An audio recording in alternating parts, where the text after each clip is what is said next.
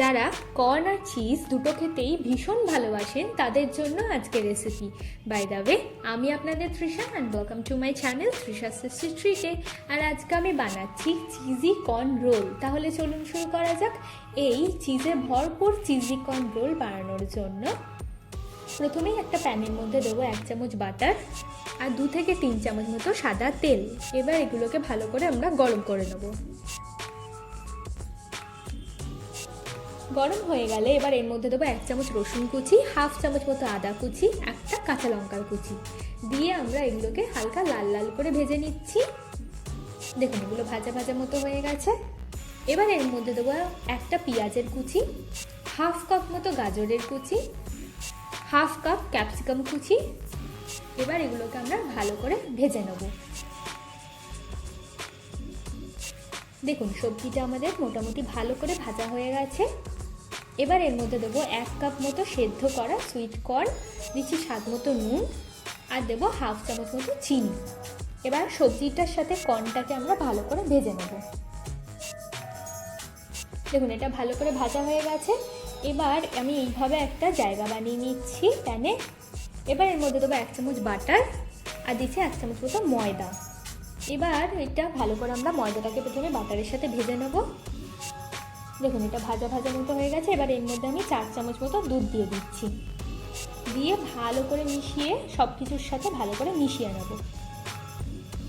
এবার এর মধ্যে দেবো 1/2 চামচ চিলি ফ্লেক্স, 1 চামচ অরিগানো, 1 কাপ মতো মজারেলা চিজ দিচ্ছি, আপনারা আপনাদের পছন্দের চিজ দিতে পারেন, আর দেবো 1 চামচ মতো গোলমরিচের গুঁড়ো।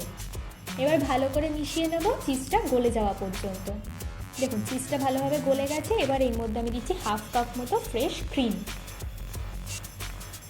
ব্যাস এবার ভালো করে মিশিয়ে নিলেই কিন্তু আমাদের চিজি কর্ন রোলের পুরটা একদম রেডি।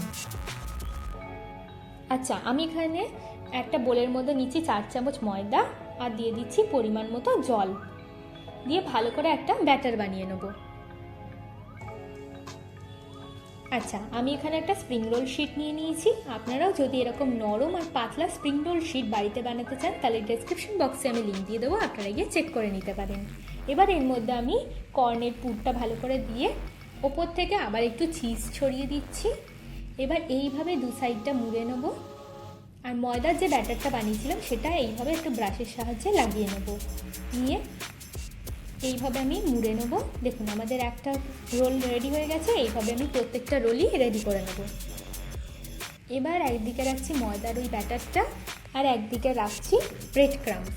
এবার আচ্ছা, এটা কিন্তু প্যানকো ব্রেড ক্রাম্বস, আপনারা নর্মাল ব্রেড ক্রাম্বসও নিতে পারেন। এবার ময়দার ঘোলের মধ্যে এটাকে ডুবিয়ে নিয়ে এইভাবে আমরা প্যানকোর মধ্যে দিয়ে ভালো করে কোট করে নেব। একটা রেডি। এইভাবে আমি প্রত্যেকটা কোট করে নিচ্ছি। চলুন এবার এগুলোকে আমরা ভেজে নেব। কড়াইতে বেশ কিছুটা সাদা তেল দিয়ে দেবো ভাজার জন্য, আর তেলটাকে আমরা ভালো করে গরম করে নিচ্ছি। এবার এর মধ্যে একটা একটা করে রোল দিয়ে ভালো করে ভেজে নেব। আপনারা কিন্তু এই রোলটা আরামসে 15 থেকে 20 দিন মতো ফ্রিজে রেখে দিতে পারেন, আর যখন ইচ্ছা হবে ভেজে খেয়ে নিতে পারেন। এইভাবে আমি বাকি রোলগুলোকেও ভেজে নিচ্ছি। চলুন এবার এগুলোকে আমরা সার্ভ করে নিই।